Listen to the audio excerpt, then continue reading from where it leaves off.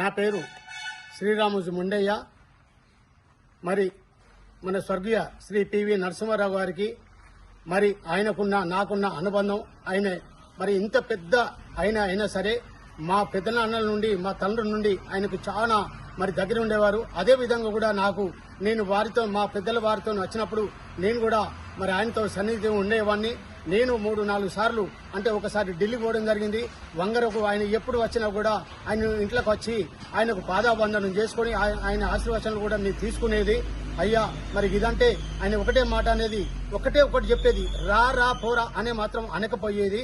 ఏంటయ్యా ఎందుకు మీరు వచ్చిండ్రు అని అంటే, అయ్యా మిమ్మల్ని కలవడానికి వచ్చినాం అనుకుంటూ చెప్పుకుంటూ ఆయన ఏది ఒకటి చెప్పేదంటే, మీరు చదువుకుంటేనే బాగుపడతారు, చదువు అనేది ముఖ్యం, చదువు లేకుంటే మీరు మళ్ళా గదే లేబర్ పని చేసినట్టే ఉంటారు, చదువుకోవాలి, పైకి రావాలి, మీరే ఎక్కడికంటే దేశాలైనా విదేశాలైనా తిరగలుగుతారని మాకు సలహా ఇచ్చేవాడు.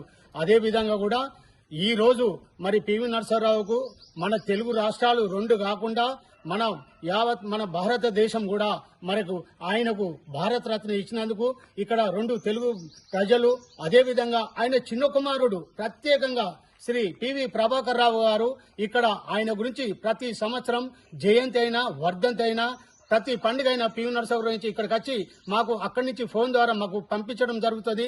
మీరు ప్రోగ్రామ్ ను బాగా చేయాలి నాన్నగారిది, మన నాన్నగారు మీకు అప్పుడైతే ఏం చెప్పిండో ఢిల్లీ పోయినప్పుడు ఆ విషయాలు కూడా మీరు ఇక్కడ చెప్పాలి అనుకుంటే వాడు పివి ప్రభాకర్ నాయకత్వంలో కూడా మేము ఇక్కడ మరి పివి నరసింహారావు మరి జూన్లో మరి అదే విధంగా డిసెంబర్లో వర్ధంతి, జూన్లో మరి ఆయన జయంతి మేము ఇక్కడ పండుగలు జరుపుకుంటాం. కాబట్టి అదే విధంగా కూడా ఆయన ఇంకొకటి చెప్పేది, ఆయన ఏది చెప్పినా కూడా ఒక మాట అనేది ఆయనే, మీరు ఏది వచ్చినా నా దగ్గరికి ఒక్కరి గురించి రాకండి, 10 మందికి విలేజ్ డెవలప్మెంట్ దాని గురించి మాట్లాడండి, కానీ నాకు నౌకరీ కావాలి, నాకు జాబ్ కావాలని ఒక్కరి గురించి నేను ఆలోచించేవాడిని కాదు.